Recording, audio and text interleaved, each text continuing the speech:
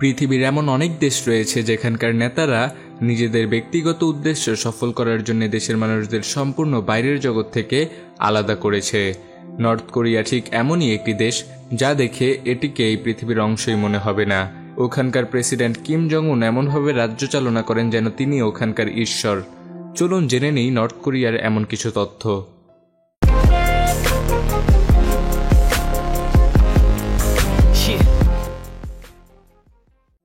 North কোরিয়ার অর্ধেকেরও বেশি মানুষ দরিদ্র সীমার নিচে রয়েছে।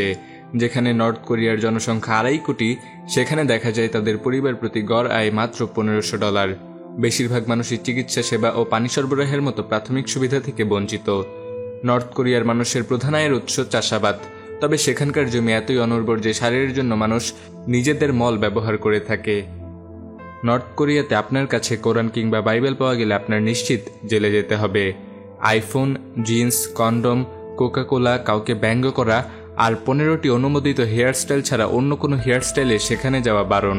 কিম জং ক্ষমতায় এসে তরুণদের জনপ্রিয়তা পাওয়ার জন্য পিৎজা, মোবাইল ফোন এবং মেয়েদের প্যান্ট পরার অনুমতি দেন। কিম উন সাং নাকি বাথরুমে যেতেন না।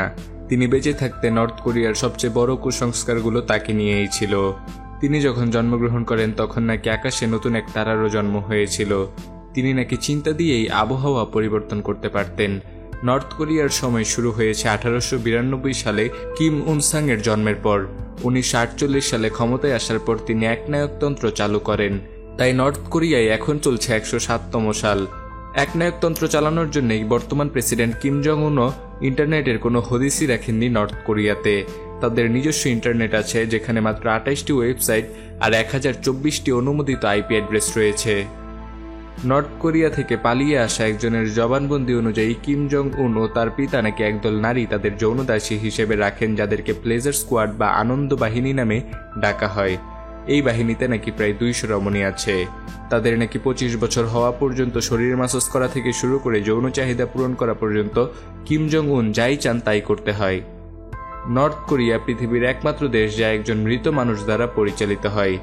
কিম এল সাং এর মৃত্যুর পর তাকেই নাকি নর্থ কোরিয়ার চিরন্তন প্রেসিডেন্ট মানা হয়। জার্মানের নাৎসি বাহিনীর মতোই নর্থ কোরিয়াতেও শত্রুদের অত্যাচার করা, আটকে রাখা ও তাদের দিয়ে কাজ করানোর মতো ক্যাম্প আছে। অতিরিক্ত কাজ, অত্যাচার আর নামমাত্র খাবার দেওয়ার কারণে সেখানে একবার গেলে আর ফিরে আসার সুযোগ নেই বললেই চলে। গত 3 পুরুষের একনায়কতন্ত্র শাসনামলে কখনো কেউ বেঁচে ফেরেনি এখান থেকে। যারা এখানে যায় তাদের পরবর্তী 3 পুরুষই একই সাজা ভোগ করে। ধারণা করা হয় প্রায় 2 লাখ লোক এই ক্যাম্পে সাজা ভোগ করছে।